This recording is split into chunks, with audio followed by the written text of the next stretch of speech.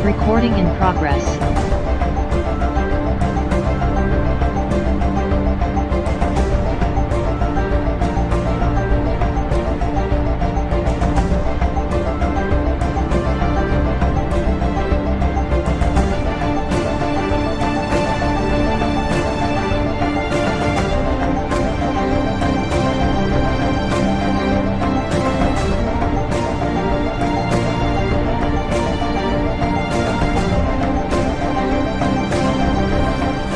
Fakultas Teknik Geologi Universitas Pajajaran merupakan lembaga pendidikan tinggi yang menyelenggarakan dan mengelola 3 program studi, yaitu program sarjana dan program pascasarjana yang terdiri atas program magister dan program doktor dengan didukung oleh 8 orang profesor dan 37 orang dosen sebagai staf pengajar. Fakultas Teknik Geologi dengan visi menjadi fakultas yang berstandar internasional dan bermanfaat bagi masyarakat. Salah satu tugas pokok dalam kurikulum teknik geologi adalah menciptakan lulusan yang memiliki keunggulan dalam kemampuan lapangan, sehingga kurikulum teknik geologi dikembangkan secara terpadu dengan muatan desain penelitian, baik berupa pengetahuan, keterampilan maupun pengalaman penelitian dalam bidang geologi, sehingga mahasiswa bebas memilih dengan outcome yang lebih baik sebagai bagian dari program Merdeka Pembelajaran.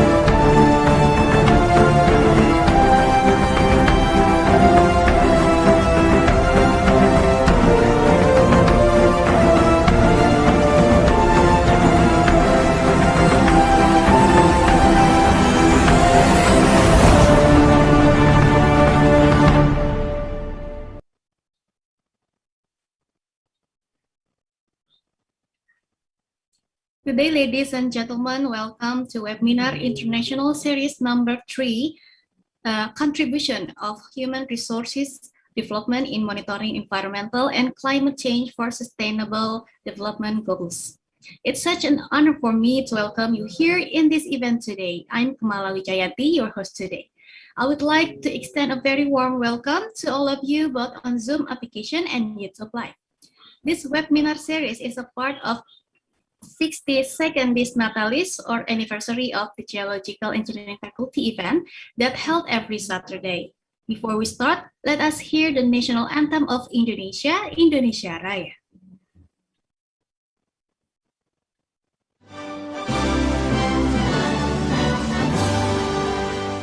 Indonesia tanah airku, tanah tumpah darahku. Di sanalah aku berdiri, jadi pandu ibuku. Indonesia kebangsaanku, bangsa dan tanah airku. Marilah kita bersatu, Indonesia bersatu. Hiduplah tanahku, hiduplah negeriku, bangsaku, rakyatku semuanya. Bangunlah jiwanya, bangunlah badannya, untuk Indonesia Raya. Indonesia yang merdeka, merdeka, tanahku, negeriku yang tercinta. Indonesia yang merdeka, merdeka, hiduplah Indonesia Raya. Indonesia yang merdeka, merdeka, tanahku, negeriku yang tercinta. Indonesia yang merdeka, merdeka, hiduplah Indonesia Raya.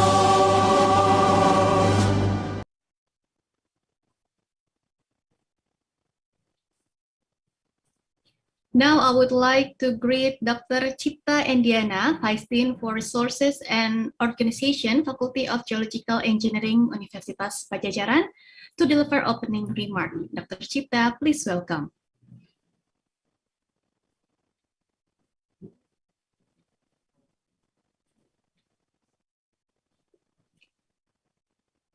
Assalamualaikum warahmatullahi wabarakatuh. To the Honorable Dean of Geological Engineering Faculty Universitas Padjadjaran, the Vice Dean of Learning, Student Affairs and Research, distinguished participants, ladies and gentlemen, my dear in Geological Engineering Faculty, the alumni, and my dear students. I'm pleased to welcome you to the third international webinar of Geological Engineering Faculty with the themes Contribution of Human Resource Development in Monitoring Environmental and Climate Change for Sustainable Development. This webinar is a part of a series of online forum and discussion held to commemorate the 62nd anniversary of the Geological Engineering Faculty, Universitas Padjadjaran. It aims at providing a forum to exchange knowledge in the broad field of geology and earth science. As we have already known, the quality of human resources is important to improve the effectiveness in organization, to support organization performance, and to ensure the future direction of an organization. In the case of sustainable development, human resources have a role to manage the available resources used in the certain sector and effective point that reduce the overtime which may occur both in the resource and energy used in the process. It is moreover related to the training of specialized and the utilization of the several high technology tools to ensure that the needs we use in present world not endanger the future generation needs. Therefore, monitoring environmental and climate change to support sustainable development are critical when one organization has this direction for the future. In this virtual conference room, we will hear the talk from our distinguished speaker, Professor Kang Kun Lee, PhD from Seoul National University, Korea, and Kazuyo Hirose, PhD, Director International Cooperation Department, Japan Space System, Japan. I hope that the participants could extract some insight on how the human resource become critical point in, especially in maintaining a sustainable development from our invited speaker, and have a fruitful discussion about it afterward. Ladies and gentlemen, I believe that by participating in this webinar, we are in the right place and the right time to give our contribution to the advancement of the science. I am confident that you could deepen our knowledge about how we could maximize the tools and any resources we have to support the sustainable development which refer to the SDGs. I wish you all a very successful webinar. Thank you. Thank you so much, Dr. Cipta and Diana. So we have invited two speakers who are competent and experienced.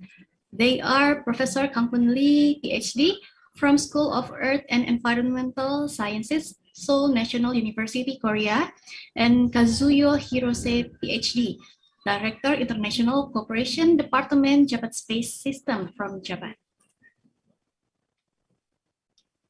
Now let me invite our moderator today, Dr. Yoga Andriana.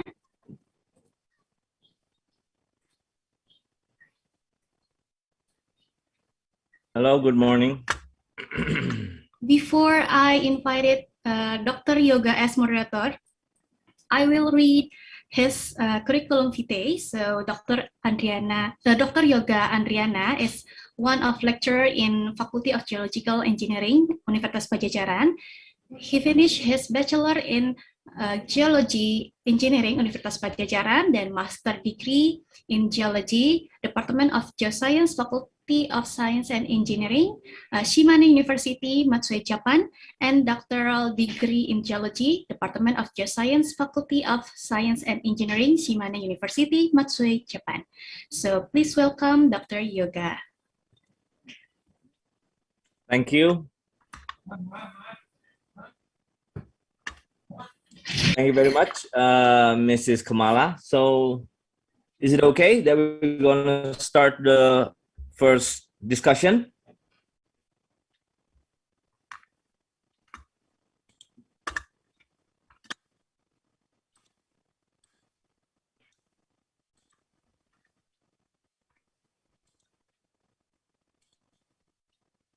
Langsung mulai aja ya ke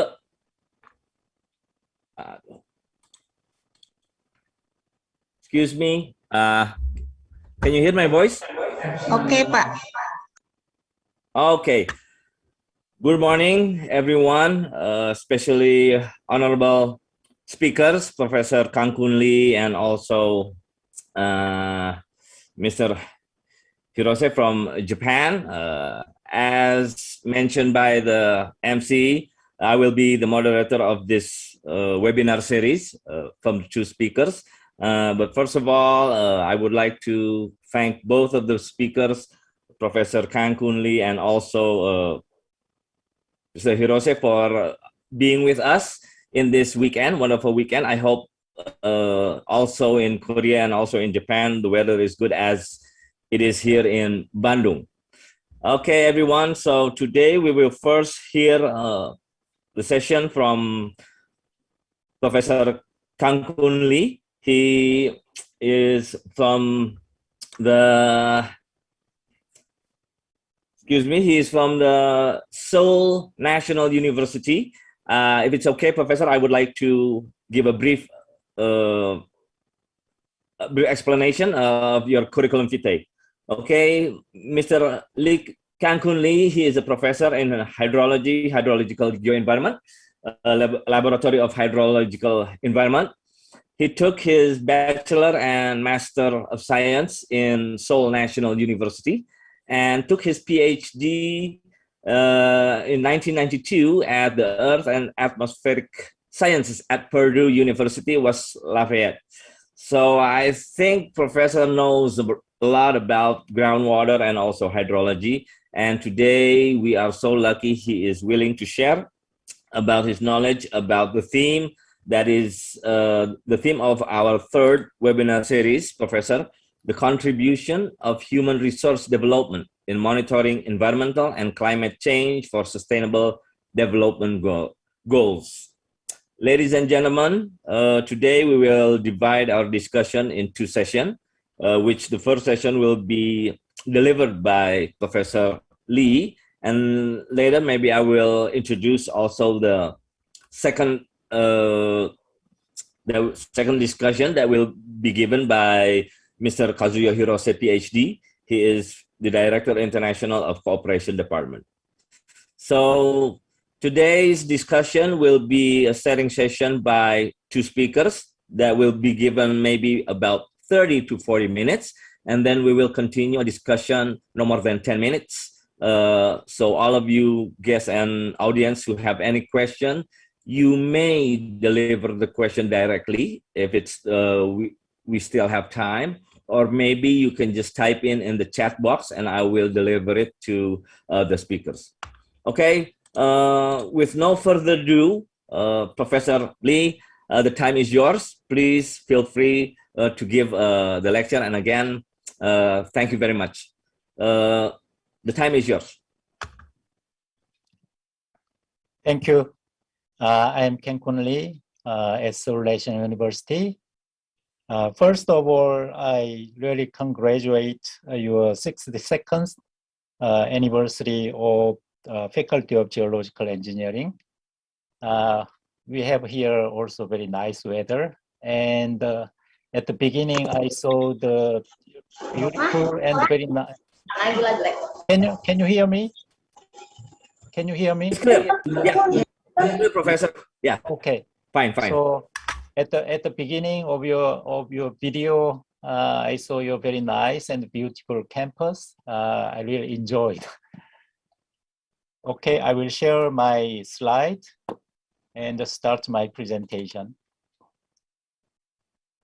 So today, okay.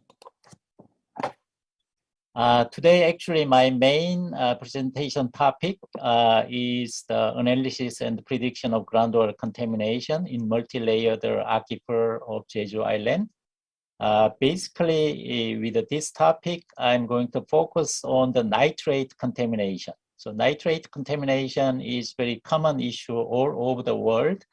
I'm not sure the exact condition in Indonesia, but here in Korea, this is a very big issue also for the groundwater environment.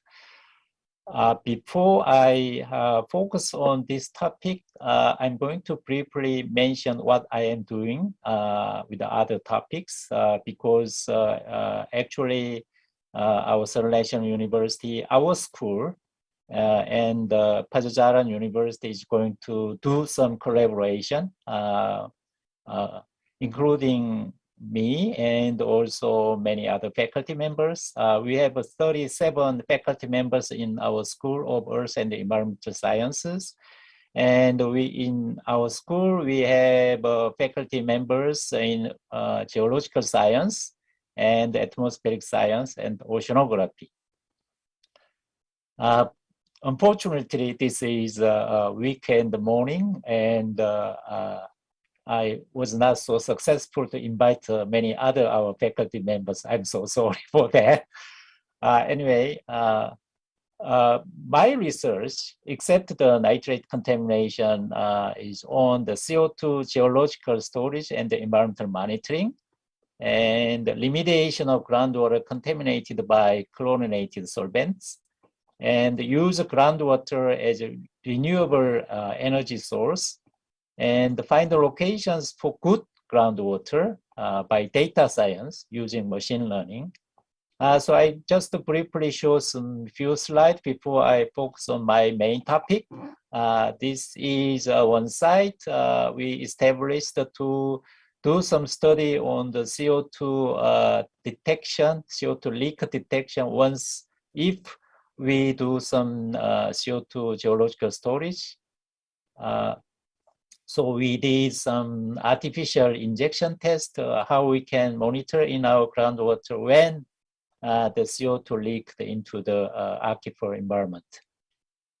So we installed some multi-level wells and some injection wells in shallow groundwater level, and do some many monitoring research, including isotope analysis and PCO2 real-time monitoring.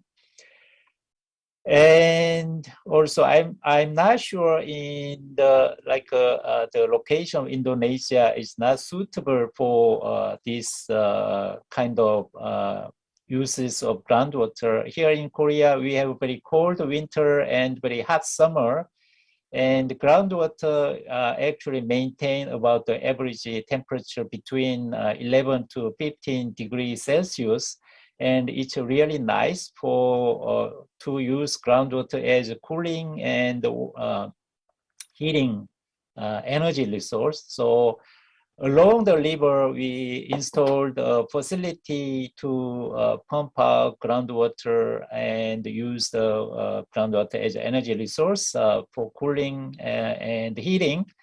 And we installed many monitoring wells to detect some groundwater environmental change when we use groundwater as a renewable energy resource. This is just a brief sketch of what we are going to do or what we are doing. So groundwater is about at our specific site is about have 11 degrees Celsius temperature. It's very stable along the whole year around. And we pump out the groundwater and do some heat exchange with the working fluid. And so with the working fluid, we make hot water or cool water, and we send it to the building inside. So this is a fan coil units in our overhead. So this is a real the building, which is National Environmental Research Lab. Our government have many analyzing machine equipment. So it's very successful for heating and cooling.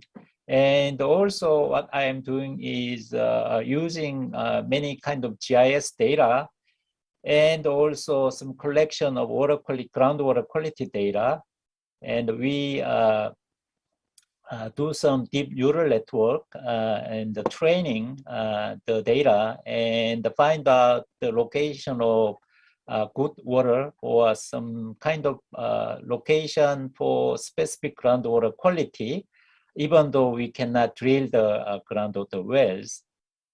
Okay, so this is a kind of data science. So we actually use GIS data for altitude, slope, in the drainage grade and topsoil texture and hydrogeology to do some, and also we use the existing groundwater quality data.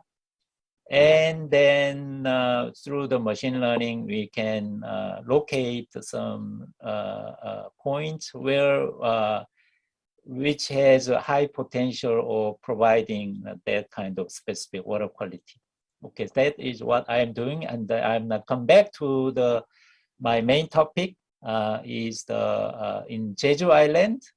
Jeju Island, very southern part of Korea. This is the biggest island of Korea.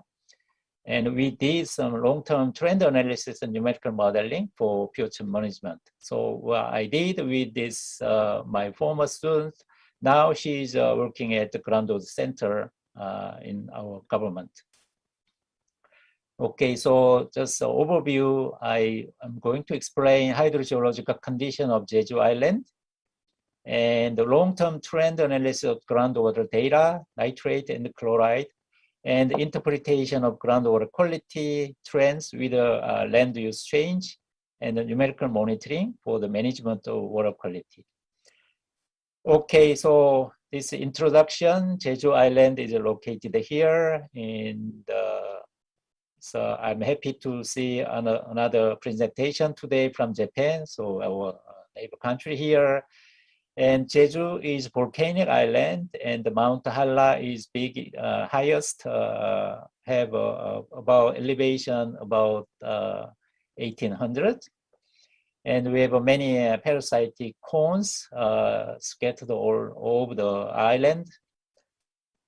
And it looks like that, and you can figure out. And hydrogeologically, you may assume maybe Indonesia has many volcanic activity. And we in Jeju Island, actually, we have many very permeable surface condition. So the groundwater recharge rate from precipitation, groundwater recharge rate is almost about 40%. So in this island, it is very rare case we can find surface water or stream flowing. So mostly the rainwater do some direct runoff to the sea or infiltrate into the groundwater. Okay. And here in Jeju Island, agricultural activity is very intensive, and also animal farming is also intensive. So we have to should care about the groundwater quality, because most of the water come from the groundwater. Okay, so here is the condition. So hydrogeological feature of Jeju Island mainly composed of porous volcanic rocks and ephemeral streams. So we in common period we cannot see the stream flowing, and high precipitation. I'm not sure this is high or not. Actually, in Korea, this is the highest precipitation per year, about 2,000 millimeters. And high groundwater recharge rate is 38 to 45%.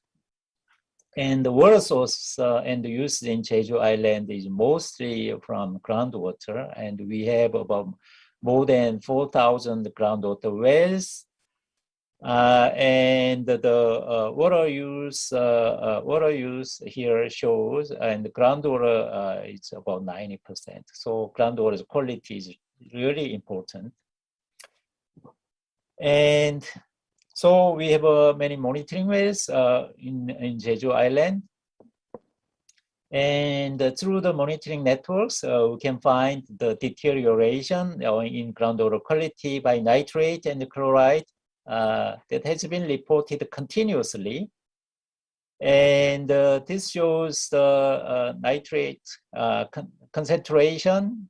Here, probably it's very hard to, you can see the small numbers here, but anyway, about this blue area, the yellow area is really contaminated it has some risk of drinking of groundwater. And this white area is because this is location of high mountain, and actually we don't have any monitoring wells here.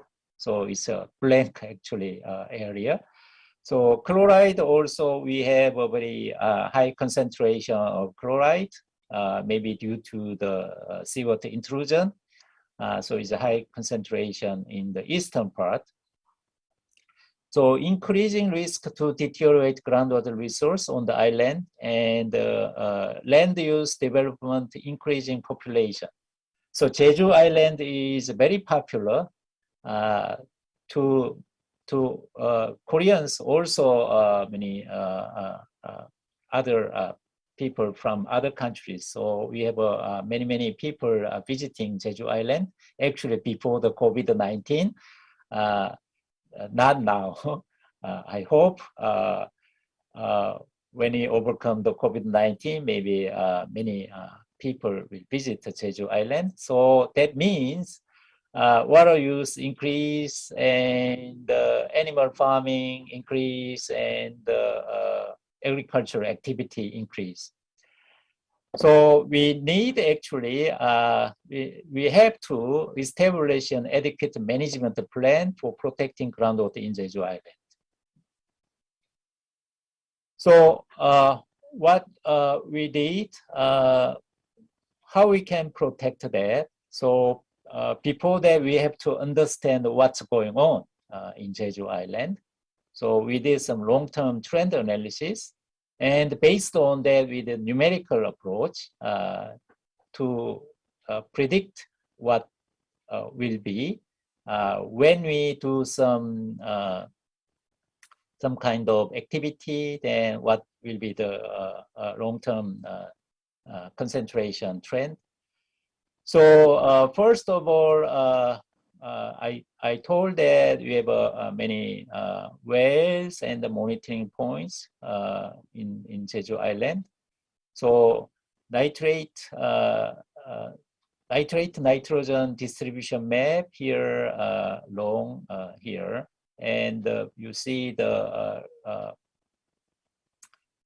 red circle is above the 10 milligram per liter. This is drinking water standard, and along the coastal area, many wells, especially in western area, the nitrate nitrogen concentration is very high.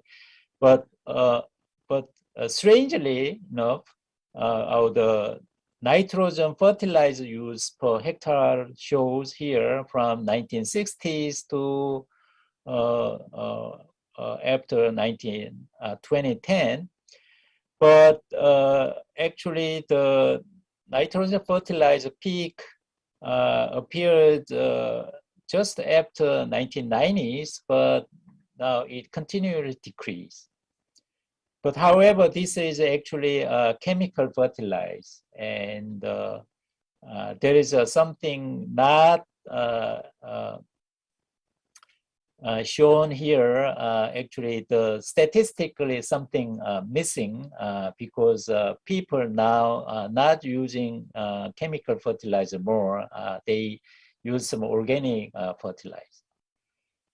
So deterioration of the groundwater quality by nitrates occurred over the last 50 years, and systemic management for controlling the nitrate contamination is needed in the western part.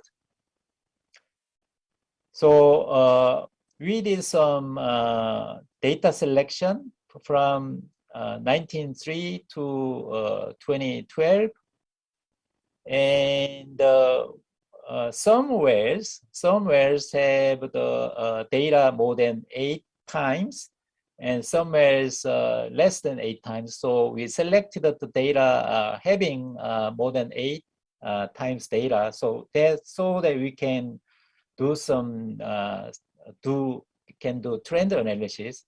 So now we use the nitrate nitrogen data for 260 wells, and the chloride data for 264 wells, and we did a Mann-Kendall trend analysis and the Jens slope analysis. So also we analyzed some change of land use. So change ratio of land use within some water set. So you can, so the black line shows watershed. So we have about 13 watershed, 17 watershed in Jeju Island. So we analyze watershed units, and using the data, and we analyzed nitrate, nitrogen, and chloride trend. Also, we analyzed the land use change, because some green area changed to agriculture field or animal farm. So we try to do some relation of the land use change and the nitrate nitrogen concentration. So spatial distribution of nitrate nitrogen chloride concentration, as the nitrate contamination concentrated on the western area, and the chloride concentration in the eastern area. Okay, So high chloride concentration, the eastern part, and elevated nitrogen concentration, the western part. So we did a trend analysis in nitrate, nitrogen, and the chloride concentrations. You can see the triangle. This is a red triangle shows increasing trend, and the blue triangle shows decreasing concentration.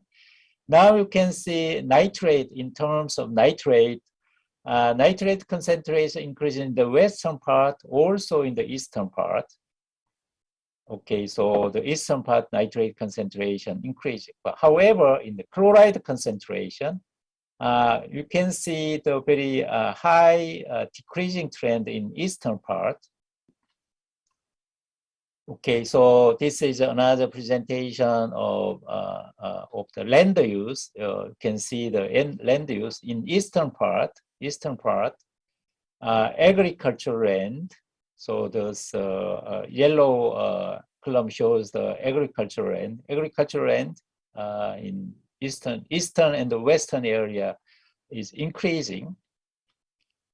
Okay, in the other watershed is decreasing, but in eastern and the western area, the agricultural land is increasing. So the nitrate concentration increasing in both eastern and the western part. But however, in terms of chloride, we have some different trend. And also we did some analysis. Maybe this is not easy to follow in Jeju Island, because we did some analysis in the watershed unit. Also, we analyze along the elevation, because previously in Jeju Island, people usually lived along the coastal area, because the infiltrated groundwater actually usually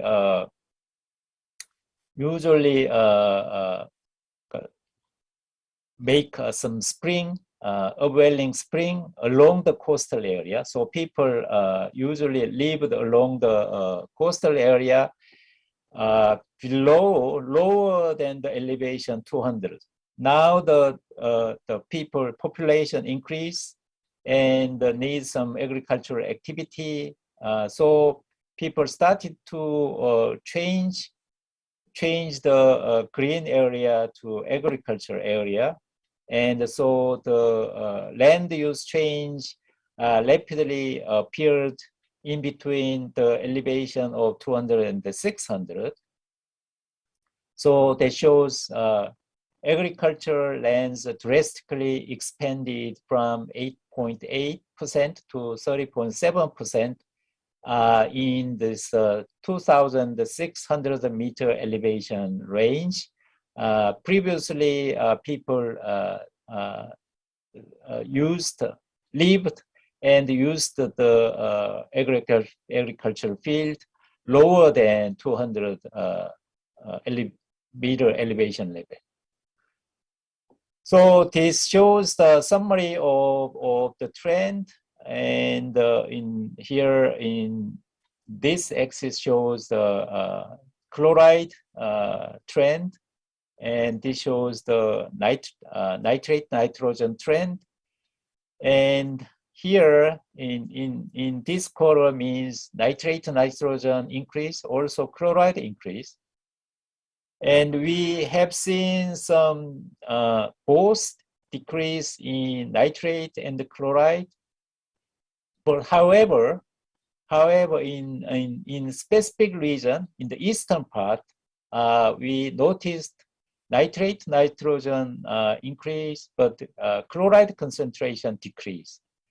But if this nitrate and the chloride both come from, if this came from the agricultural activity or sewage, then then we thought both the nitrate, nitrogen, and chloride should increase, and this trend mainly mostly appear in the contaminated area. But we focused on the eastern part, what this means.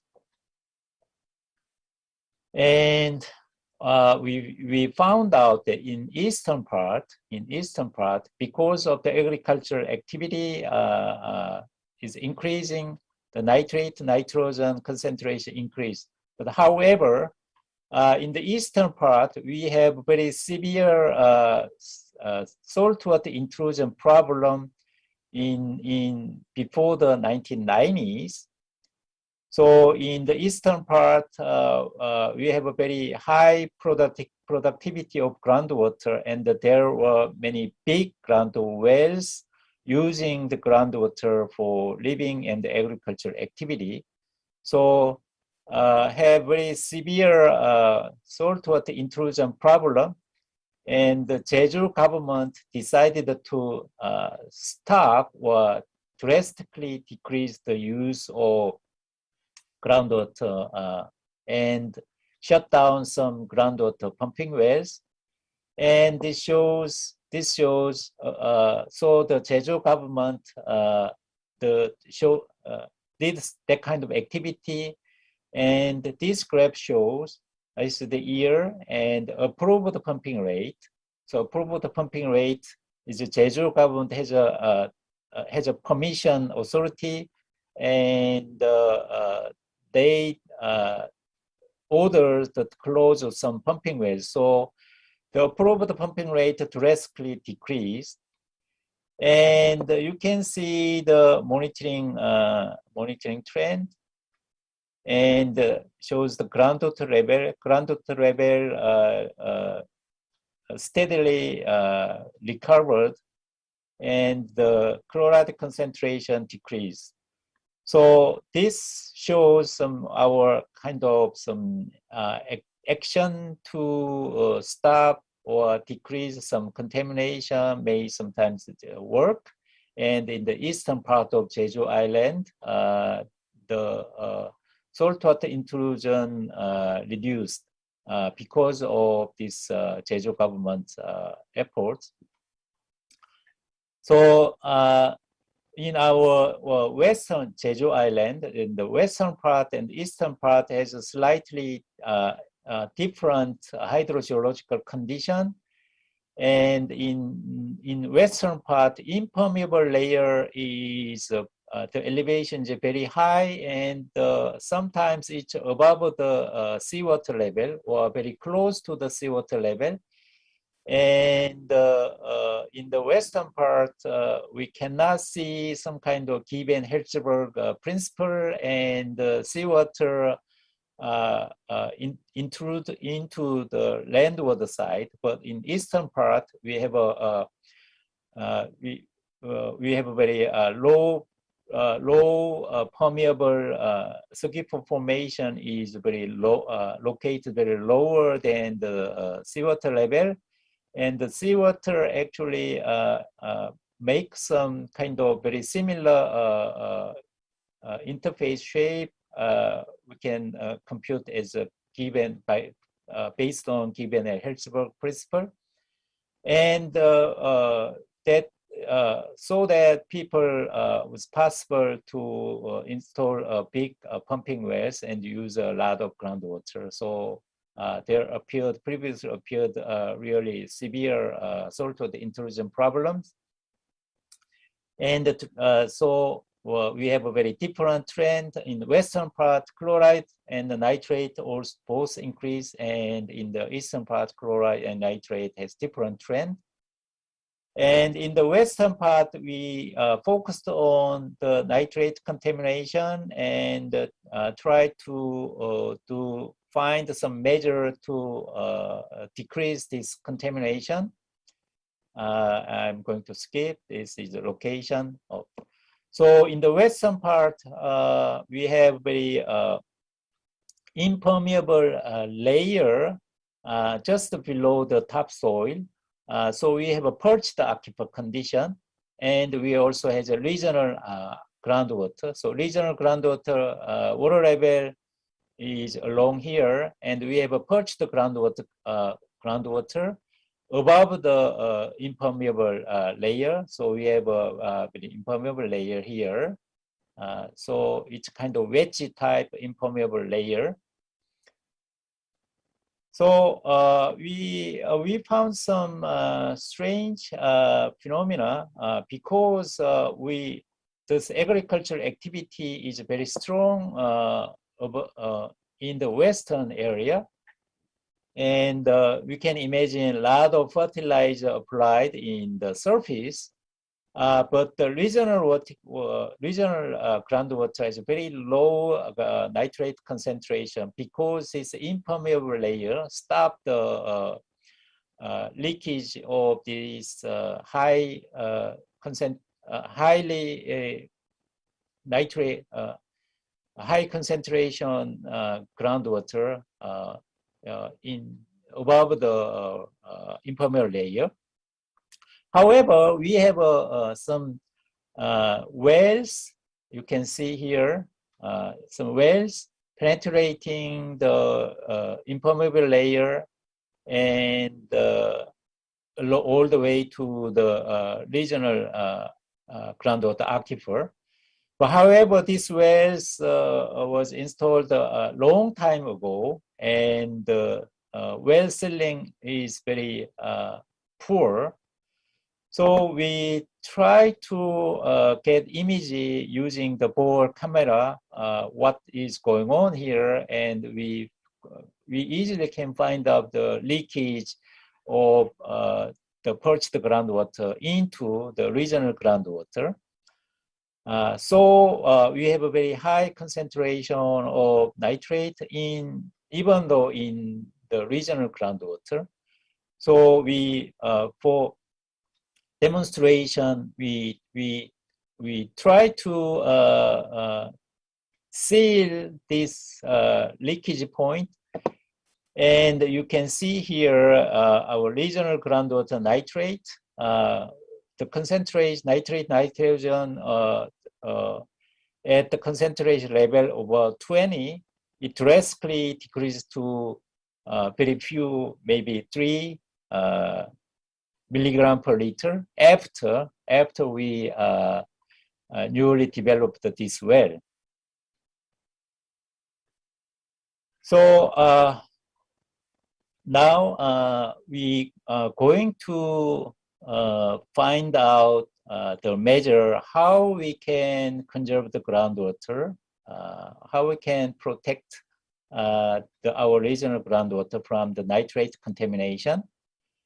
So we have a very active agricultural activity, and should we have to manage land use or manage our fertilizer use, or should we just seal the leakage point and do nothing, or we have to reduce the fertilizer use? So we have several options, and we did some modeling. Which measure should be very effective. So Jeju Island is a volcanic island, is very complicated, and it is sometimes not possible only by using the commercial groundwater model. So we actually separated this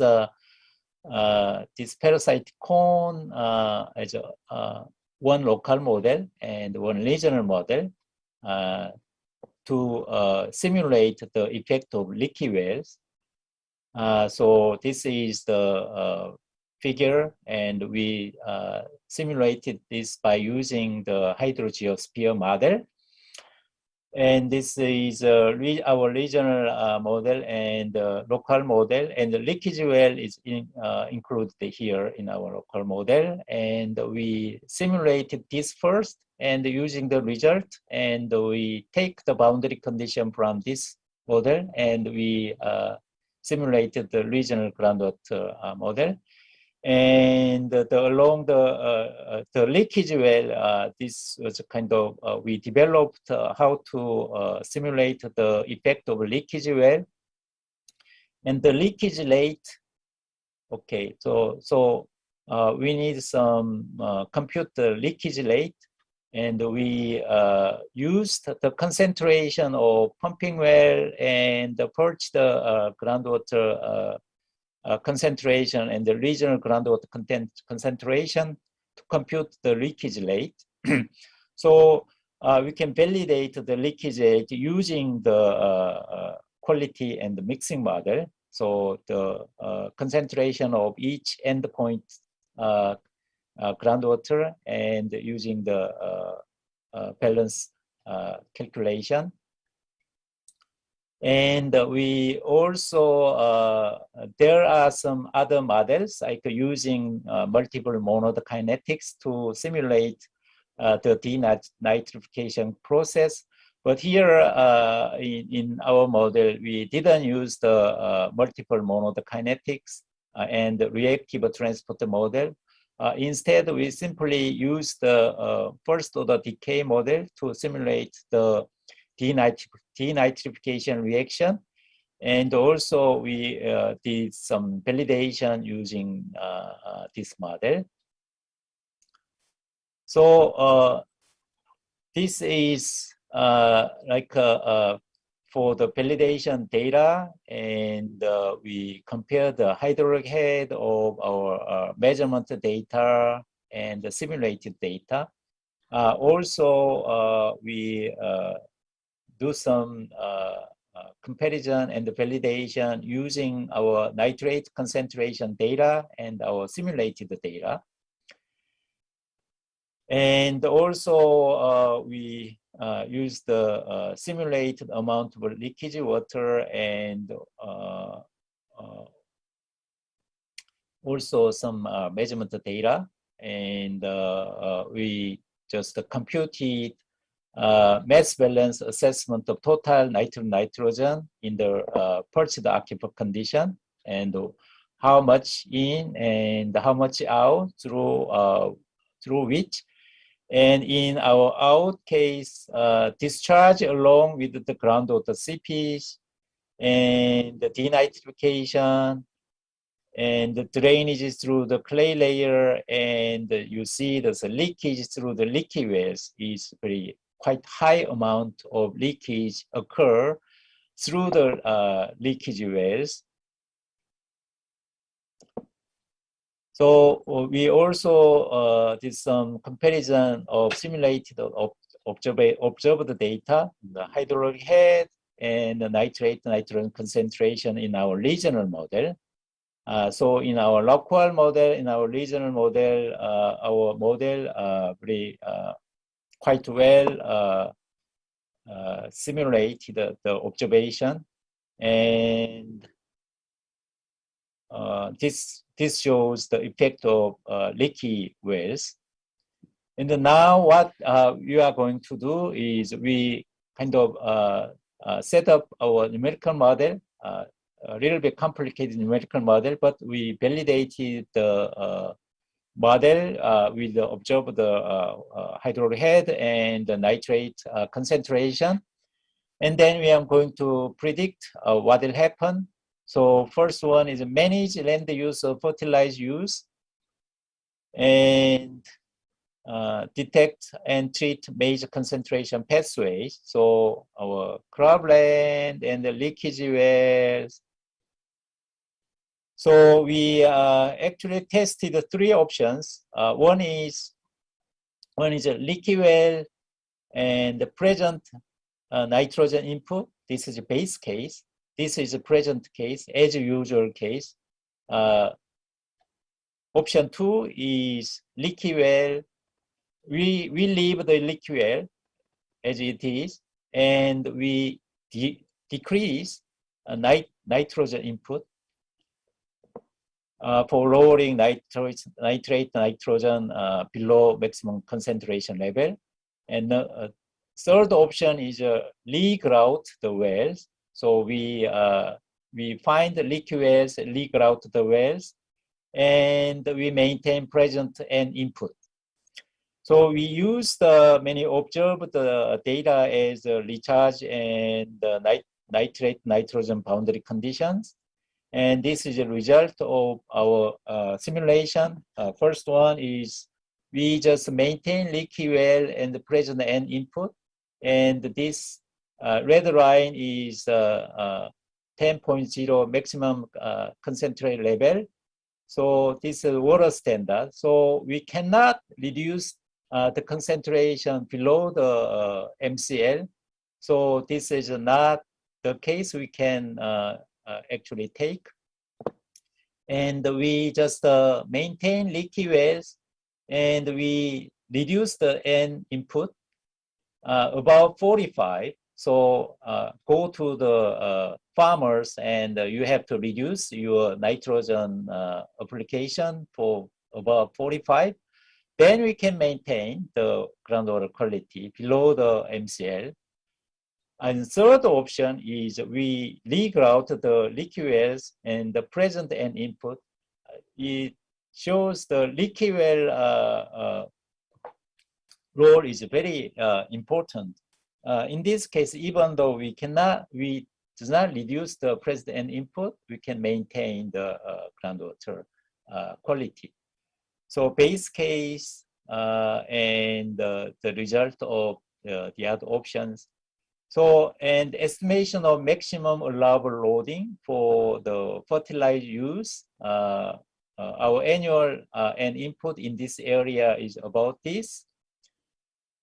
And we assume the surplus and input into soil, and we compute the plant, the species of plant, and the plant uptake about 36%, and surplus and input is about 64%. And we already seen the ceiling of our leaky well rapidly decrease the concentration below the MCL without reducing the fertilizer use. And in our case, we computed several options for the case when we reduce the fertilizer and we assume still N uptake by plant is the same, or N uptake also reduce some portion, then we compute even though we just left a leaky well, but how much we have to reduce, so that the result was about 45. So these are all summary, but I already mentioned most of this summary when I explain my slide. So I'm going to stop here. Thank you for your attention. Maybe I spent maybe 5 or 10 more minutes. I'm sorry for that. Okay, I'm going to finish my presentation here. Thank you for your attention. Thank you, Professor Lee. No, it's okay. You didn't take any more of your time. I think it was just fine. And as you mentioned, at the beginning of this webinar, you saw a video of our campus and you said it's beautiful. But right. I think if you show a video of your campus, I think all of the audience will say that is more beautiful. So we do both have a beautiful campus and a beautiful country, which we both like to visit. Maybe some Indonesian wants to visit Korea. And also, I hope one day, Professor Lee, you can visit our campus and also to Indonesia. Because Jeju Island itself, as we all know, is one of the destination of Geopark, UNESCO Geopark. So I can imagine it's good, and you have a very hard work to make conservation of the island. Okay. Okay. So I think you probably know more than better than me to understand what about Jeju Island. Yeah, right. Jeju Island has Geopark. Yes. So of course, because Professor Lee, there's some question to our audience. There is one question that already arose from Mr. Safari, I guess. Now maybe he knows more the water condition in Jeju Island. Maybe he already visited. Please, maybe you know him as well.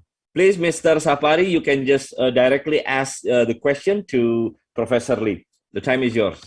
Okay, thank you, Mr. Yoga. Good morning, Professor Kang. I want to know about Jeju Island. It's a beautiful place and part of UGG Geopark. As we know, have the longest lava in the world. I think it's name. I forgot the name. The cave of lava. And the point is, my question is Jeju Island have a bottled water fabric factory and have a how to manage water management in the island and whether to use groundwater or surface water in that been to treat and how to conserve. That's all. Thank you.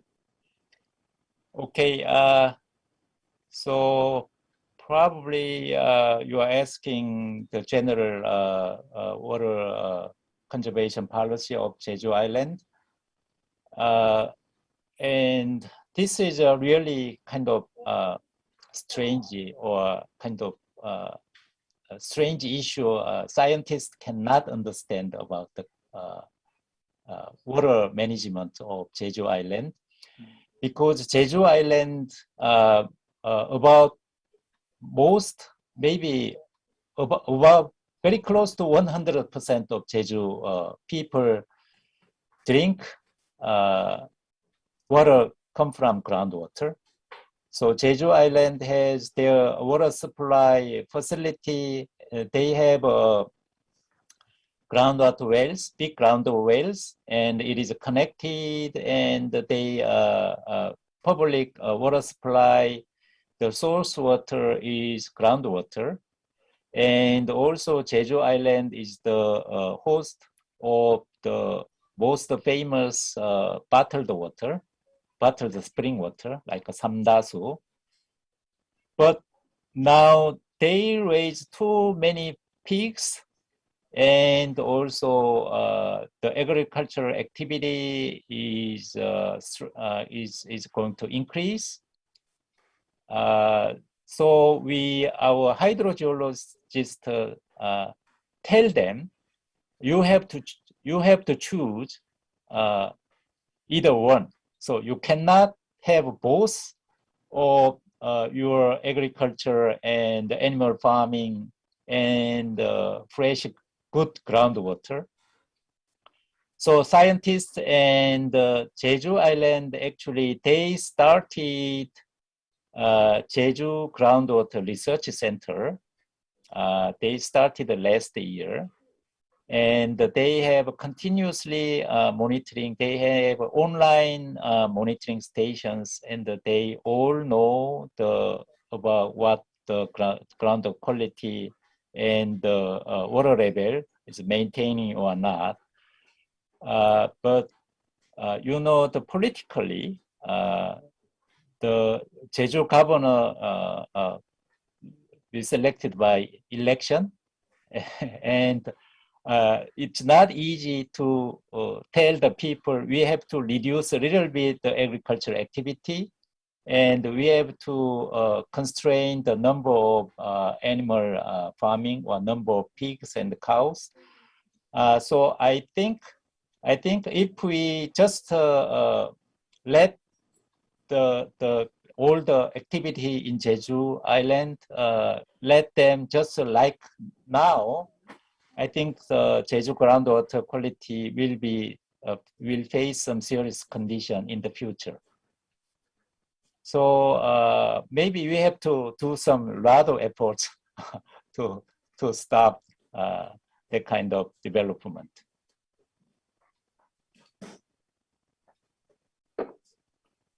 Okay, Pak Safari. Okay, thank you, Professor Kang.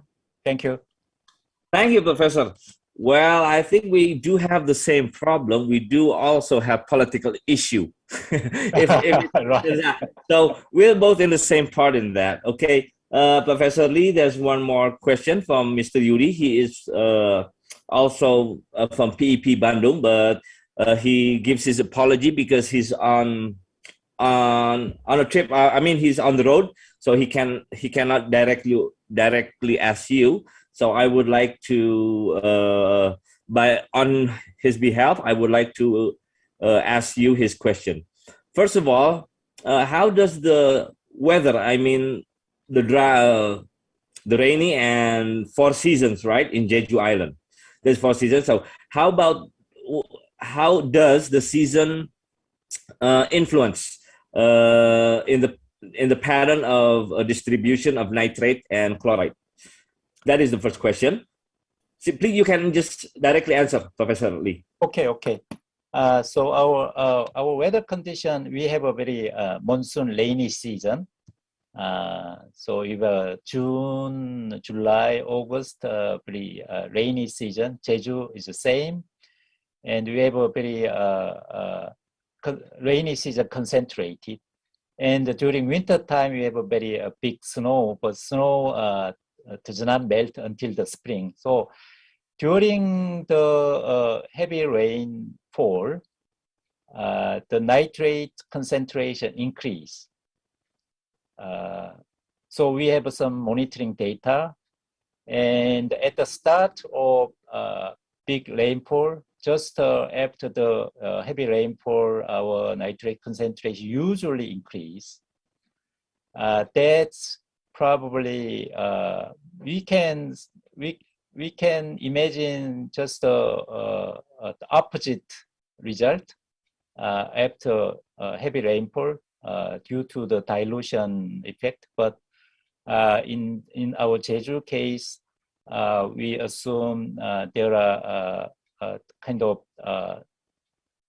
fertilizer and sewage that might spread in the very shallow depths, and the heavy rainfall just bring that into the groundwater. So in our monitoring, commonly we can observe the increase of nitrate nitrogen concentration. Thank you very much. So it does give an effect, right, in the season, especially in June and July.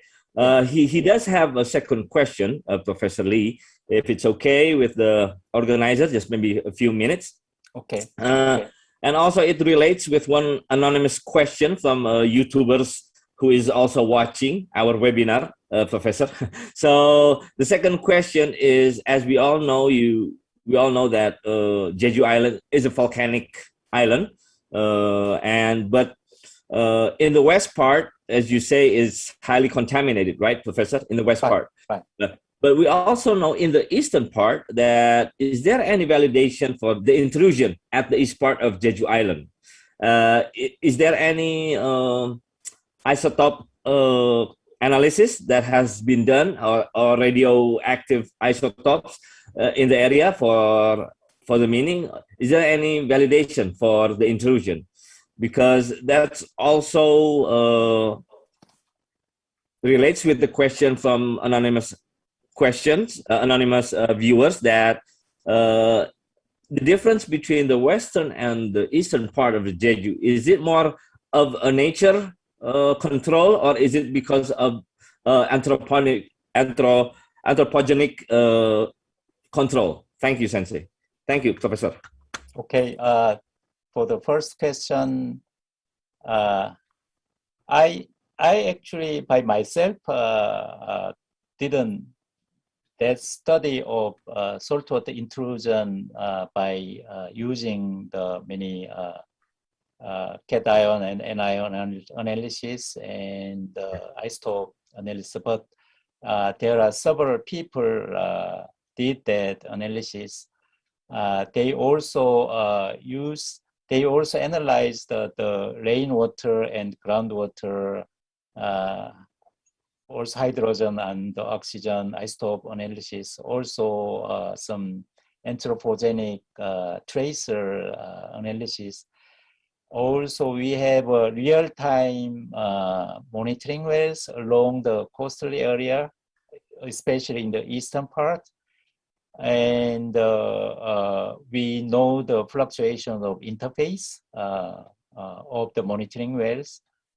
And we still have the kind of sort of intrusion phenomena still, although it's somehow reduced. And what was your second question? I just forgot. The second question is, excuse me, the second question is in the eastern part, or if the Jeju Island, so is it the difference? anthropogenic or natural? So eastern part and the western part in hydrogeologically different. In the western part, actually, we call the impermeable Seogipho formation, the elevation is relatively very high. And in the eastern part is relatively lower. And the aquifer connected to the seawater is very thick in the eastern part. Also, that means the aquifer for the groundwater is very thick in the eastern part, and therefore it was possible people can find a well yielding very high amount of groundwater. So that means high capacity well condition in the eastern part. So probably it started the high amount of groundwater being used in the eastern part in the previously. And in the western part has some very small, can be impermeable lands located near the surface. And that means in the western part, in some places, it was possible to raise a rice field was possible. In Jeju Island, usually there is no rice field because water easily penetrate into very deep subsurface. So it has very different natural condition. Okay, thank you very much, Professor. I hope it answered the question from anonymous viewers at the YouTube. Professor Lee, I think it is time for us to end this. I know this is very interesting because since you have mentioned that Jeju Island is a volcanic island, and we do, Indonesia, have a lot of similar condition. But due to the time we have, so I think we've come to an end of our discussion with you, Professor. So from all of this audience, please give a wonderful applause to Professor Lee and thank him for this wonderful explanation. So I give it back to Mrs. Kamala again. Thank you. Thank you so much, Dr. Yoga, and also thank you so much, Professor Kangkun Lee. As our appreciation, we will give a certificate that will be given by our Dean of Faculty of Geological Engineering Universitas Padjadjaran, Professor Mega Fatimah Rosana, to Professor Kangkun Lee. Thank you very much, Ibu Kamala, for the announcing me. To Professor Kangkun Lee, on behalf of our faculty, Geological Engineering, Universitas Padjadjaran, we like to present the certificate of appreciation based on your presentation today as our invited speaker in our webinar series 3 in our occasion for this Natalis Faculty of Geology. Thank you very much for your time today, giving together with us. And I think this is a first state of our collaboration between our faculty and your university. Thank you very much. Maybe we hope we can meet you again in the other occasion within this year and through other years. Thank you very much. Thank you. It was my great honor as speaker of this international webinar. Thank you. Thank you very much. All right, we'll move to the second speaker is Kazuyo Hiroshi, PhD from Director International Cooperation Department, Japan Space System from Japan. To Dr. Yoga as a moderator, I welcome you to start the discussion. Thank you very much, Mrs. Kamala. I hope all the audience is not bored yet with me because I'm still here. And the second speaker is Mr. Kazuyo Hiroshi, PhD. He is from, he is from the Director General of Satellite and Data Solution Division, Japan Space System. If you don't mind, Sensei, I would like to give a brief explanation of your curriculum vitae. Mr. Dr. Kazuyo Hirose, I think it's obvious he is born in Japan, and he took his bachelor in mining geology in, Faculty of Mining Geology at Akita, and also he took graduate school of mining and engineering also in Akita University, and he also took Doctor of Engineering in Akita. So he is a true Akita Daigaku. Sensei, yoroshiku onegaishimasu. So at this moment, Mr. Kazuyo Hirose will share knowledge of his presentation in our third webinar series. First of all, I would like to thank you, Mr. Hirose, for willingly to give us a lecture in our third seminar. So without further ado, please, the time is yours.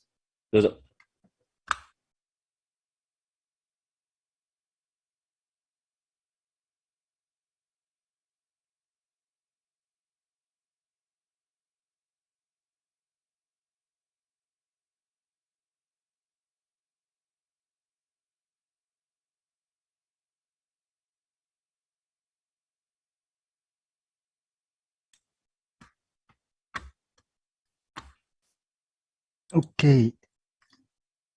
Thank you very much for the introduction. And first of all, I would like to say congratulations, the 62nd anniversary of the Faculty of Geological Engineering. And thank you very much for inviting me to this very important event. Today, I would like to introduce the monitoring environment and climate change using remote sensing. So my talk is focusing on the three topics. So first one, illegal mining. This is a big problem in the world. And Indonesia also, you have many illegal mining, especially artisanal small-scale gold mining. Okay, yes, you're right. ASGN. Okay. Oh. Okay, and coastal environment. So blue carbon monitoring and coastal erosion. And finally, I want to introduce useful application for environmental monitoring. So my organization, Japan Space Systems, so we are promoting the space technology, and we are doing the research and development. And also, currently, we are doing the human resource development. Okay. And here, Hisui, this is the name of hyperspectral sensor. That is very advanced sensor to capture the Earth with the 185 channels. So later I want to talk about this a little bit. So here I capture your homepage, Faculty in Technique Geology, Universitas Padjadjaran. So we have MOU between Japan Space Systems and Faculty of Geological Engineering. So under the MOU, we are doing the internship program. First batch was conducted in May and June. So we invited 3 excellent students. And now we are doing the second batch internship program. Okay. So they are also 2 students, very excellent. And this is a screenshot in the first day with Agus sensei and Santi sensei. Okay. So this is my background. So my background is mineral exploration from underground and Indonesia and Africa and Peru and Chile. However, after that, 2010, I changed my career to Hokkaido University as associate professor for 2 years. That time, I studied about peatland in Kalimantan. After that, I moved to Japan Space Systems. That is my career. So this is an unforgettable experience for me. My first overseas mineral exploration in Jawa Barat, Tasik Selatan.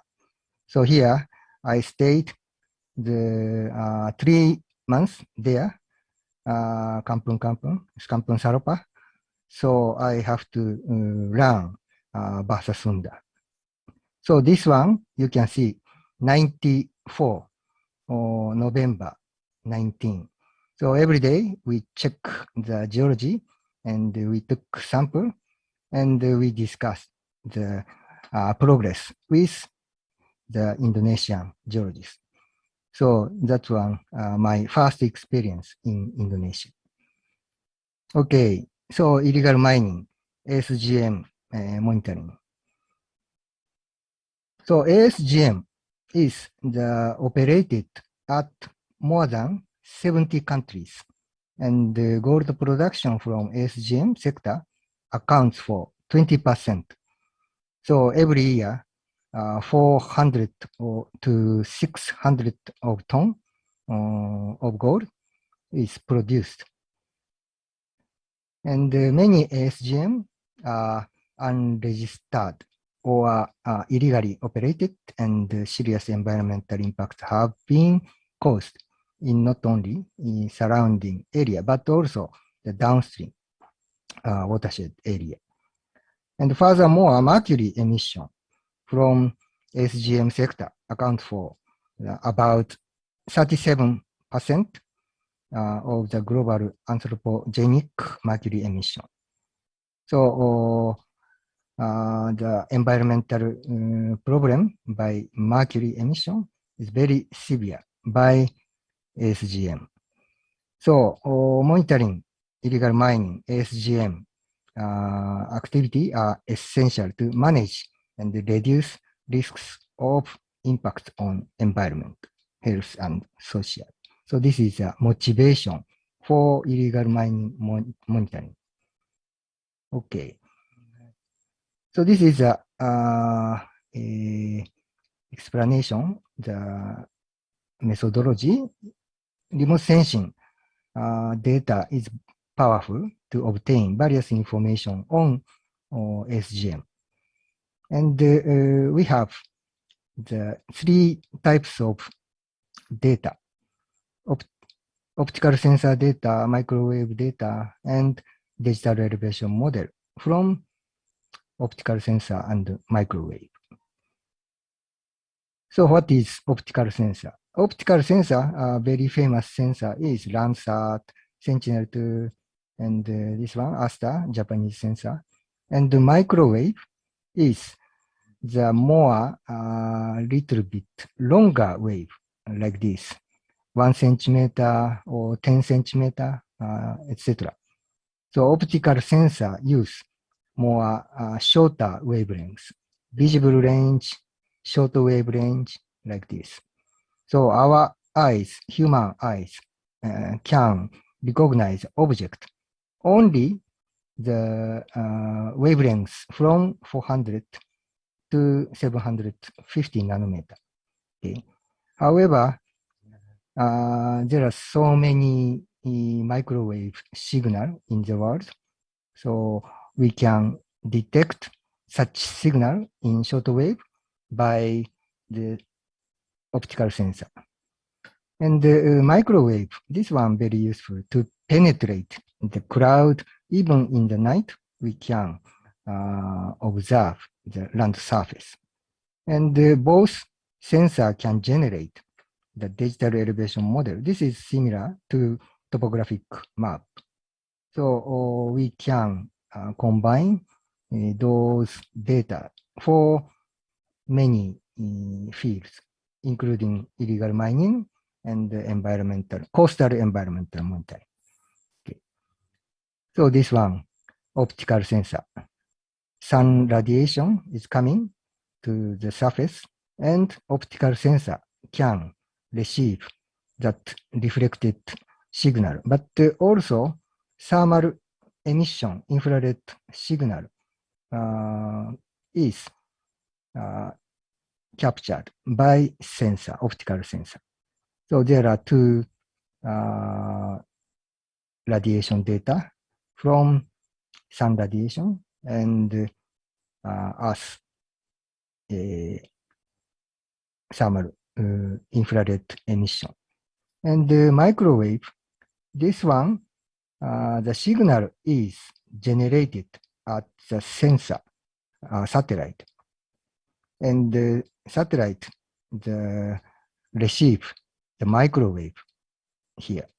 So very interesting system, the microwave like this. And the digital elevation model, stereoscopic method, we can extract the digital topographic data. And also interferometric method, we can extract the topographic data.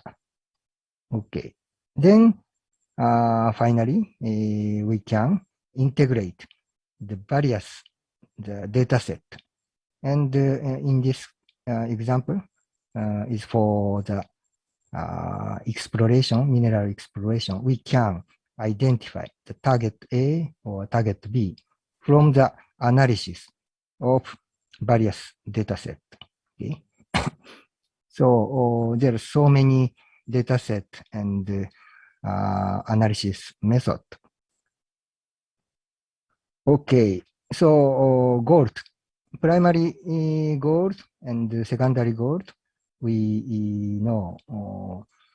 So primary gold deposit is the gold originated in the mineral deposit here.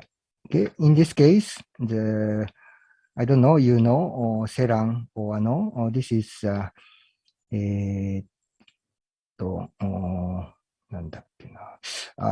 eastern part of the Indonesia. Okay, so I went there for the survey, and they took gold ore in the tunnel. So like this. So this condition is very dangerous. Okay. However, they continue to take the ore. So this is a primary gold deposit condition. And the secondary gold deposit is placer gold. Secondary accumulation gold. That is secondary gold. So many illegal mining is focusing on the secondary gold mining activity more than primary gold deposit, because primary gold deposit need more money and more heavy work, so on. But secondary gold easy to extract the gold like this. So this is a very famous secondary gold illegal mining in Amazon since 1985, and still now illegal mining is active here. Okay, so if we use optical sensor, we can compare the activity of illegal mining. So blue color and dark blue color. So this is the very typical changes of mining activity. So this color, blue or green and others, is representing the contaminated water in the pond.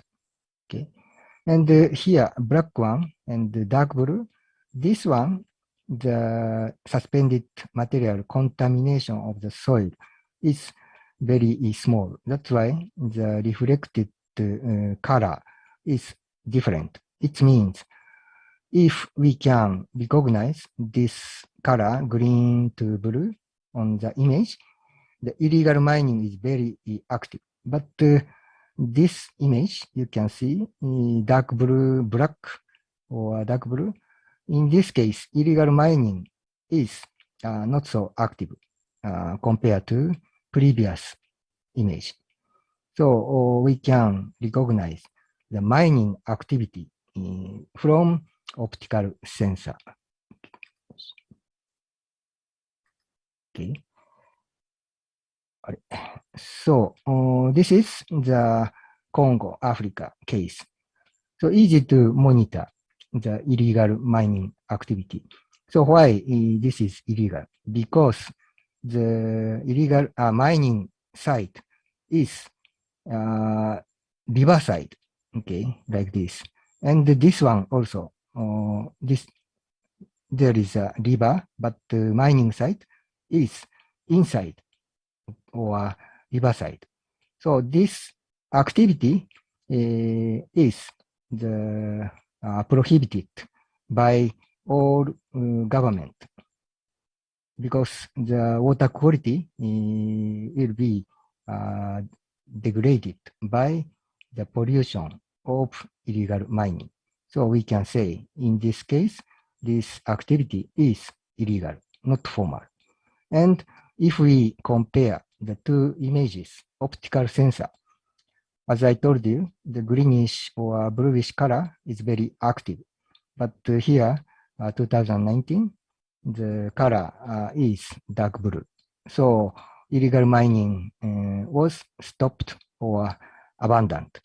Okay, so easy to understand the changes of illegal mining activity. Okay, so this one in your country, Indonesia, Lebak. So Google Earth or Bing image capture the illegal mining, the camp like this or house. So 2017, there are many roof of the illegal plant. Okay, so blue one. However, 2019, the roof number of roof is decreased. So this means, for example, here, this point, the roof is disappeared. So it means illegal mining in this area, not all Lebak, this area is going down. Okay. And microwave radar application for illegal mining. So microwave penetrate the cloud and also the vegetation. So L-band longer microwave signal is very useful to extract river channels because river channels is the illegal mining site. So for example, this one, optical sensor cannot capture clearly the river channels. However, microwave can detect river channels clearly. So currently, illegal mining is active along this river. Okay. So, and also we can overlay the different time series of microwave. This is Sentinel-1. Okay. Black color is bare land by illegal gold mining. And the gray color, this one is the intact forest. So natural forest area. So two color are very easy to identify the mining activity. Okay. So if we overlay the three microwave image by red, green, blue, okay, then we can create color composite image. So red one means 2017, and the green one 2018, blue one 2019. So red one shows the vegetation signal. However, the green one, blue one, no vegetation signal. It means signal is the almost zero, like black. Okay? So we can recognize red color shows illegal mining was started after 2017. And the yellow is mixed color of red and green. So illegal mining was started from 2019. So we can identify the starting time of illegal mining from microwave. Okay. So digital elevation model here, like topographic data, can provide the river channel data like this. So river channel data is very useful for estimating the future illegal mining site like this. Okay. So that is the combination of the remote sensing technique for illegal mining. Okay. So optical sensor, I want to say again like this. So Asta can cover the reflected signal data from visible range and shortwave range. Okay. So coastal environmental monitoring, first one, blue carbon, second one, coastal erosion. So blue carbon is very important. And blue carbon includes mangrove, salt marsh, seagrass. Okay. And the second one, very important, the currently Paris Agreement request each country to outline and communicate their post-2020 climate action. That is NDC, nationally determined contribution. So all government need to consider the potential reduction from the ecosystem or the industrial sector and others. So blue carbon is the high potential of the CO2 reduction. Okay. So here, global average for carbon pool of blue carbon ecosystem. So seagrass, the carbon pool is the tonka CO2 equivalent per hectare. Okay. So blue carbon can absorb the CO2, but also important is the accumulation of the carbon. So carbon stock or carbon pool is very important for blue carbon. And the mangrove, like this, mangrove can store the huge amount of carbon. Okay, so that's why now Indonesian government calculating or estimating the carbon pool from blue carbon ecosystem, seagrass and mangrove. Okay. So this is the another side, the value of blue carbon ecosystem. So 2019, the paper suggests the value of blue carbon. So mangrove is 1 hectare USD $91,000. Okay, and the seagrass 12.500. Okay, so this one, the blue carbon mangrove, the seagrass has the great potential not only for carbon pool but also ecosystem services. Okay, so conservation of blue carbon is a key. Okay, so for example, in your country, Geopark, Chiletu, so you can see this one, the seagrass bed, and the satellite image show the distribution of seagrass bed like this, red one.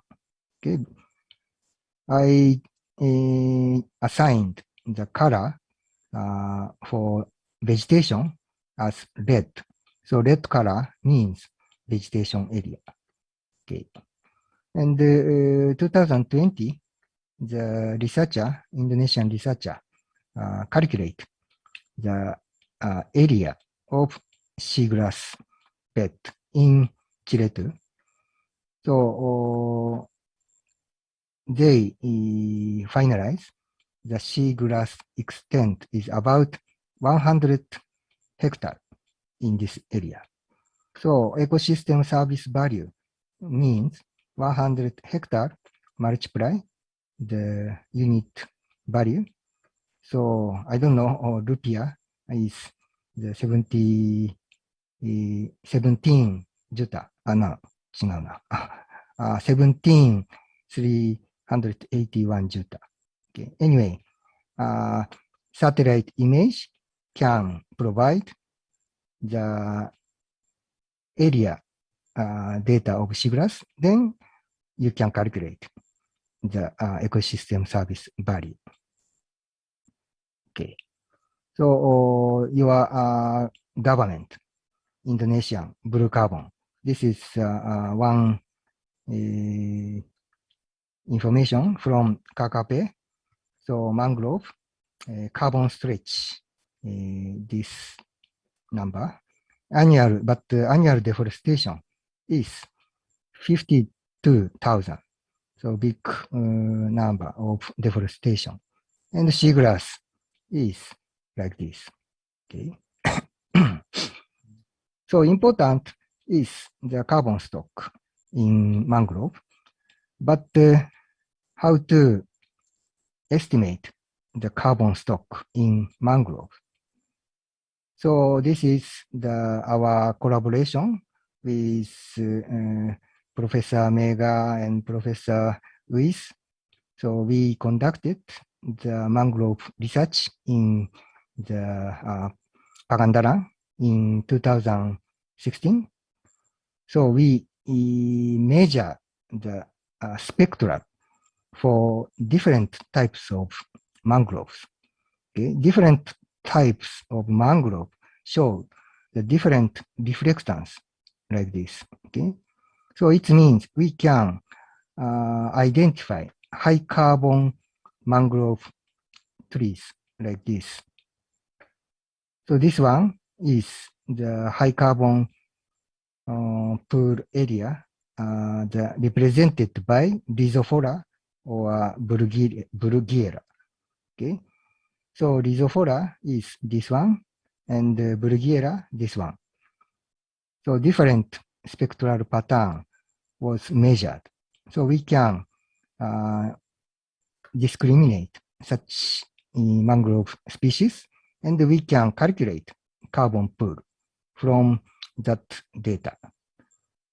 So Japan, we launched hyperspectral sensor, 185 channels. So this sensor can discriminate the mangrove species. Then we can calculate the carbon pool. Okay. Okay.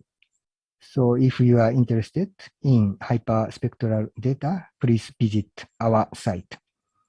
So we can classify the many land cover types using 185 bands. Okay. So coastal erosion, that is very severe problem in Indonesia. So this is Bekasi here, Jakarta, and Muara Gembong here. And Landsat 1 is 1976 here. There are so many mangroves, but also there are so many fish ponds. But 1989, the most of mangrove was cutted, converted to shrimp pond. And now, this is 2018, the coastal erosion is occurred. So that is big issue in the coastal area. So here, the news, the Muara Gembong, the SD is submerged by seawater. And they planted the mangroves in the SD. Okay. So very difficult to study in the class. So here, the actual situation with satellite image. So we can recognize eroded area and submerged fish pond area. I conducted the field survey like this. Yellow line is my GPS tracking route. So I visited there and I collected the data. So I recognize the different mangrove species. So here, Bacau, Rhizophora, that one very important for carbon pool. Okay, so distributed here. Okay, so one paper said the trend line of mangrove and fish pond change in Muara Gembong here. So tambak fish pond is increased and the mangrove is decreased. Okay, this is common problem in the Southeast Asia. Okay, so satellite image can provide the very important information. Okay. Okay. This is an example in the Ternate. And here they found many important mangrove species, but most of them disappeared. Okay. Okay.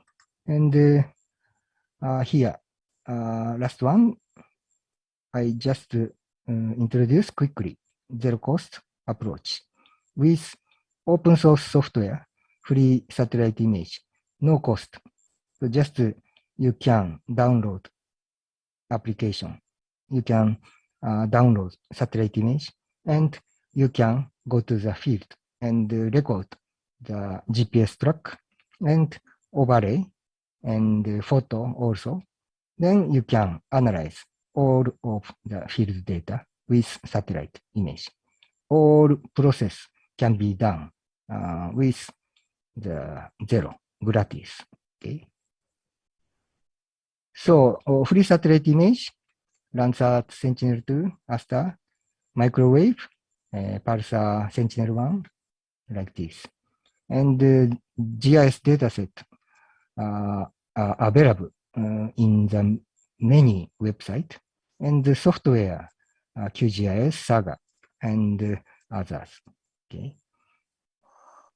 So here, application, and one of application, smartphone application, developed by our organization, Japan Space System. This is iOS application. If you are interested in please download field note. Okay. And the Sentinel-1 or Sentinel-2 image is available on the web. Just you can enter Sentinel Hub Playground. Then you can find satellite image. And just you can enter the location, Bandung, Chiretu, etc. Then you can see the satellite imagery. And the last one is very powerful too, Google Earth Engine. If you register to Google Earth Engine, you can open the code editor. And there are so many examples, and you can create the script, special text code for Google Earth Engine. Then you can analyze satellite imagery on cloud system. Okay, so this is the example. The red color is 17, and the green color 19, blue color is this year until September. So erosion in the Muara Genbon can be seen. This area, this area, this area. Okay, very clear erosion. However, sedimentation, accretion can be seen in the different area here or here. Okay, so this is a river mouth, and many sediment is provided through the river. So land is the increased, but here land is decreased. Easy to understand such dynamic changes on Google Earth Engine. Okay. Okay. So that's all from me. Terima kasih banyak. Hatur nuhun. Thank you. Thank you very much, Hirose Sensei. Very interesting material that you have shared to us, starting from the illegal mining of gold and also up to the coastal erosion, and especially the zero cost approach. But I think all of the students, where some of our audience is also some graduate students who is in Universitas Padjadjaran, and maybe for some that has the same area of your study, can just do what Hirose Sensei shared with us. So I think the access is easy, and also for interpretation, as some of us are geoscientists, maybe it's also easy. Then maybe you can have some conclusion of what's happening in some of the area of island in Indonesia. Again, Hirose Sensei, thank you very much for a very, very interesting, as we know that, again, like Professor Lee also shared with us, we do have a similar condition in our country, Sensei, with the illegal mining, as all of the gold mine, main gold mine has some illegal mining. So for the next session will be discussion, Sensei, if it's okay with you. So please, for any audience who would like to ask a question concerning what has been shared by Hiro Sensei, just please raise your hand, or maybe you can write it down on the box. So is there anybody who is willing to share or would like to ask anything? Please, just raise your hand. Anyone? Because what I think here is relates very much with the theme of our third webinar, contribution of human resource, Sensei, human resource development in monitoring environmental and climate change. So anybody would like to ask anything, or are you, please? Ya, Pak Roj. Ayo, Ga. Yeah. Ya. Silakan. Ya, terima kasih. Gelap ya. Sorry. Sorry, thank you very much, Kak Hirose, for the nice presentation, and a very good presentation. I think this is very good information for us, especially for some college who's going to study more in environment monitoring, especially here. And you give some example in our Ciletuh Geopark regarding the calculation, calculation ecosystem service value, calculating based on seagrass. So this method, is it also possible we can apply it in mangrove, in mangrove, and also for like oxygen in Taman Nasional, for example, in the other. So this method is also possible. We can apply similar things. Okay, thank you very much for your question. So, but first we need to measure the actual carbon stock in the mangroves. So, for example, Pagandaran, there are many mangroves. However, the young mangrove cannot store the large volume of carbon. So, old mangrove is very important. So, anyway, you can take sample from the field in the mangrove. Then you can calculate the total carbon stock. Okay. Okay, thank you very much. So means instead of in mangrove, also we can do the similar things for the forest, yeah? Yes, You think of so? course. Yeah. So many people, many countries are talking about carbon. So carbon issue is very important, and your student can contribute to estimate the Indonesian potential carbon stock or carbon absorption by forest through satellite image analysis. Okay, thank you very much. Okay, thank you, Professor Mega, for the nice question. I hope it also give understanding to the audience that it is possible to analyze the cation. Okay, we do still have some time. Please, does anyone want to give another question about this method that is that was shared by Hirose Sensei?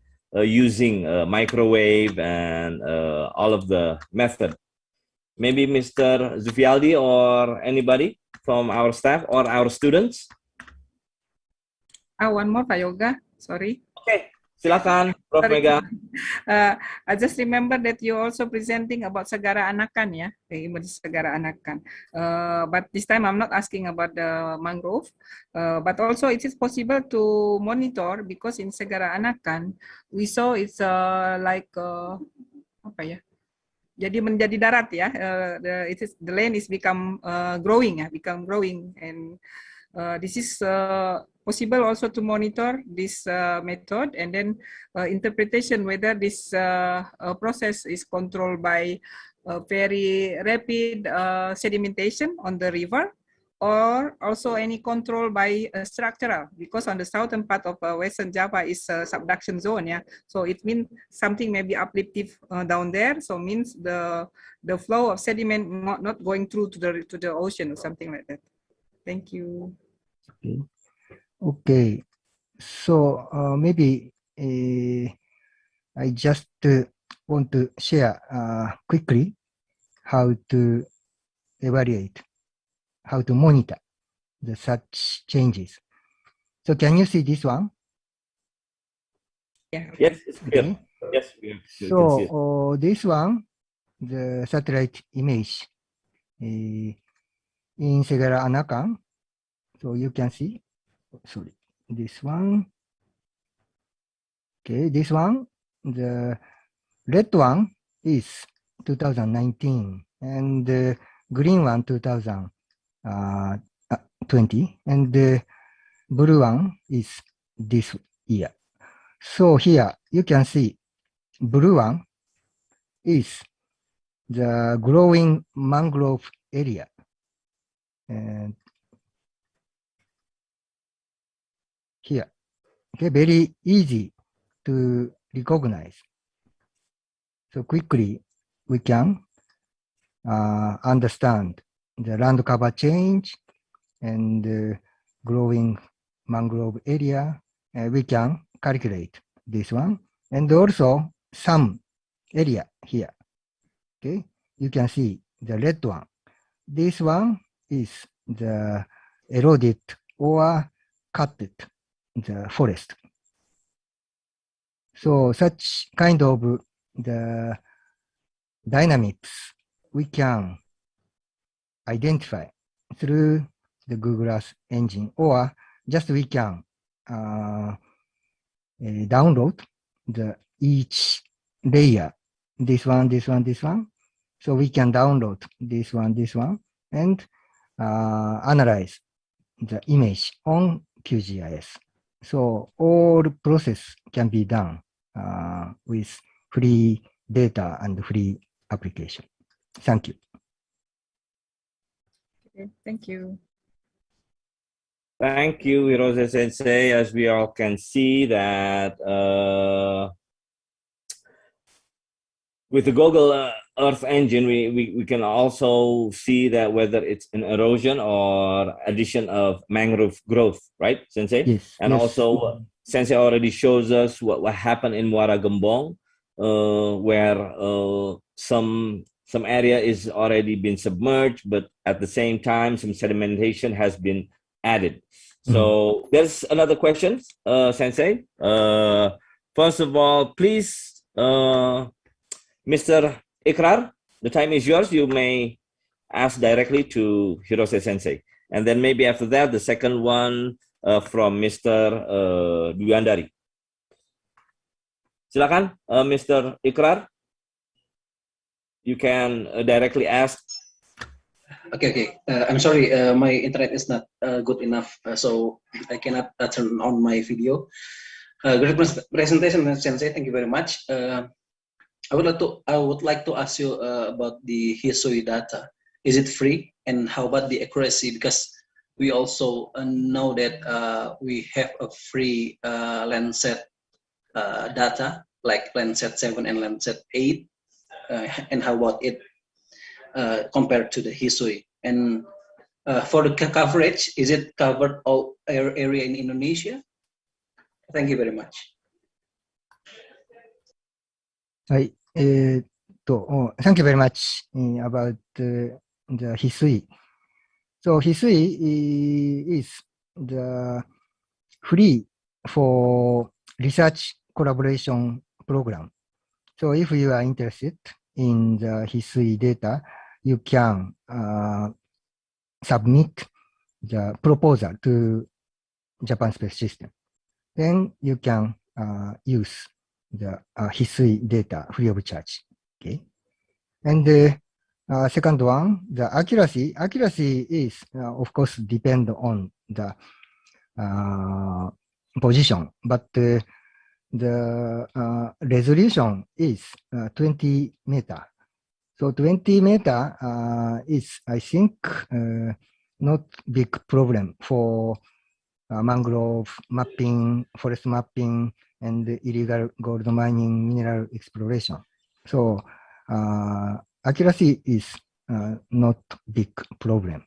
And the coverage is the, I forget, but the 20 kilometer coverage by Hisui.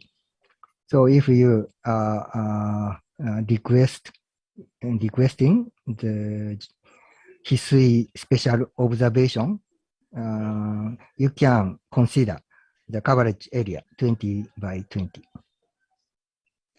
Thank you very much.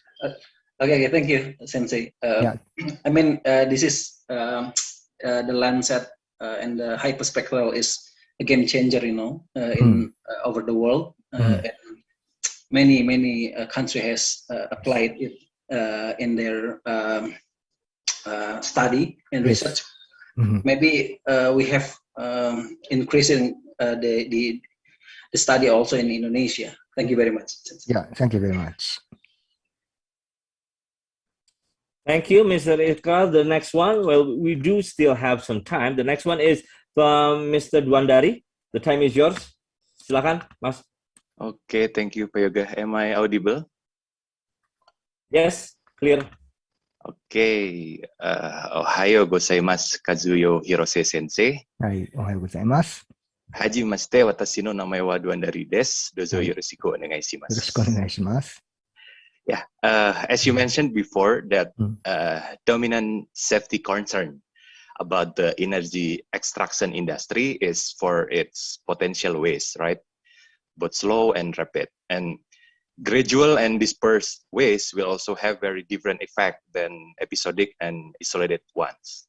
Actually, my question is, apart from the mining industry, how to wisely implement the remote sensing technology in monitoring any oil spills, both in onshore and offshore operation? Okay. So thank you very much. Very nice question. And today I don't have such example image, but the oil spill detection is possible by microwave, especially. Okay. Because oil spill in the seawater surface, the reflectance or backscattering is very low. Okay, so if we can identify such low backscatter signal on the sea surface, in the, for example, in the northern coast of Java. Okay. So that one may be one of indicator of the oil and gas potential leakage to the sea surface. Okay. So that is the exploration purpose. But environmental purpose, of course, you can identify the oil spill damage in the sea from using same method, microwave. Okay. Thank you very much.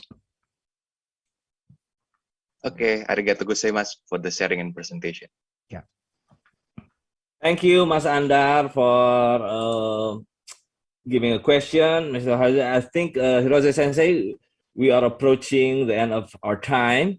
But I would like to give a statement from our Vice Dean, Mr. Chipta. He also joined, but he's traveling, so he cannot state this himself. So what he says is that this is a very interesting approach where a research is using a free data, Sensei, which a free data can be a powerful research and a great impact for the environment. So he really would like to.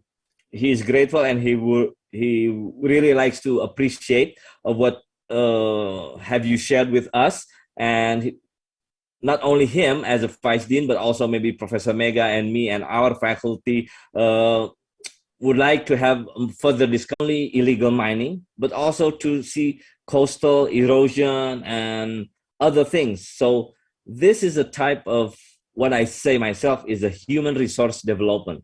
For that, we are so grateful that you are here with us to share your experience where everybody can contribute anything to environment. So I hope with your experience, it can also encourage us here that we can also do things, not only for research, but also to progress in our resource as a human resource. Again, thank you, Hirose Sensei. Thank you very much for your sharing. And I think if there's any more question, maybe you can contact Hirose Sensei in the future. I give it back to Mrs. Kamala as the Master of Ceremony. Thank you. Thank And you a great applause for Mr. Hirose Sensei. All right. Thank you very much for Dr. Yoga and also Kazuya Hirose for the great explanation and our discussion today. As our appreciation, we will give a certificate that will be given by our Dean of Faculty of Geological Engineering Universitas Padjadjaran, Profesor Mega Fatima Rosa. Hatur nuhun, Teh Kemala, to my very old friend and also my senpai in Hokkaido University, and also our great honor of our guest lecture today, invited speaker in our webinar series in occasion of anniversary Faculty of Engineering Geology. So on behalf of Faculty of Geological Engineering, we would like to thanks for your sharing knowledge today to our student, members, lecture, and other participants who attended your lecture today. So please accept our certificate appreciation as our appreciation to your contribution as a part of our collaboration within Faculty of Geology and Japan Space System. We hope this collaboration still continue through, especially for increasing our human capacity, by attending intensive program for our student in your institution. Thank you very much. Hatur nuhun. Sami, thank you very much. Hatur nuhun. Okay. All right, before we end our session today, let's take a photo together so all of the participants can turn on your camera. All of the panelists and also all of the committee, please turn on the camera so we'll take a photo together. All right, I'll count. 1, 2, 3, give a big smile. Okay, once more. 1, 2, 3. All right, next. So before we end our session, I would like to inform you of our next event from the 62nd of International Webinar Series 4. With the topic is Green Energy for the Future in Saturday, 23rd October 2021. So we are at the end of our webinar series number 3, Contribution of Human Resource Development in Monitoring Environmental and Climate Change for Sustainable Development Goals with Professor Kang Kun Lee and also Kazuyo Hirose, PhD. Hope this will be a huge benefit for all of us. And once again, I would like to say thank you to all of our keynote speaker and also our moderator. Thanks for sharing with us and thank you for taking time out of your busy schedule. Last but not least, thank you for all the participants in this Zoom meeting and on YouTube Live. We look forward to see you at the next event. I'm so sorry if I made mistake. It has been my pleasure to host this event. We wish you all a pleasant day. See you on next webinar and thank you. Thank you, everyone. Thank you, Hirose Sensei. Hope to see you soon. Thank you very much. Mata. Hai. Nuhun, wilujeng siang. Nuhun. Hirose. Ya, patupan deui. Ya, see you in Bandung. Okay, thank you. See you next time. Bye-bye, see you. Bye-bye. Have a nice week. Makasih ya, sampai ketemu lagi. Budekan. Hatur nuhun Pak Yoga sebagai moderator, hatur nuhun Teh Keke dan semua panel kita. Terima kasih. Dan seluruh peserta. Terima kasih.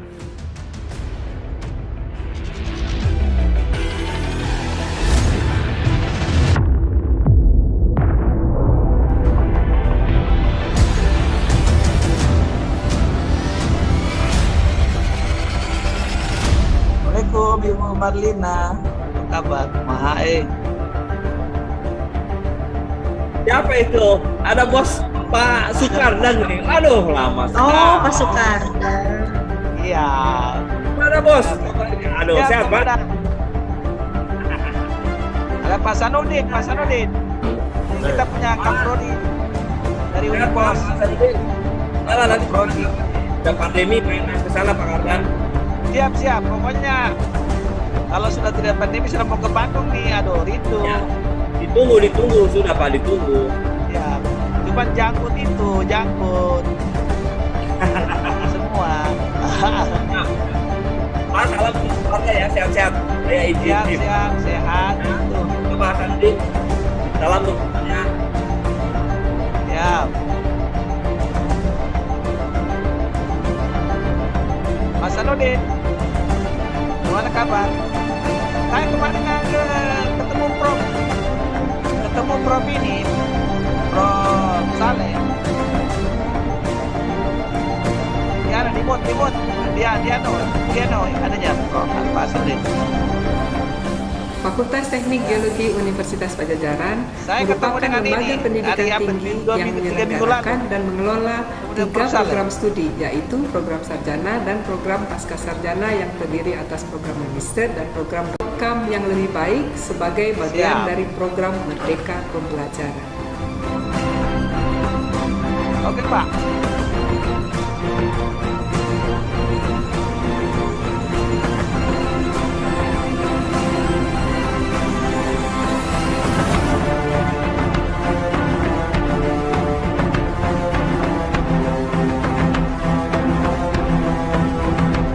Recording stopped.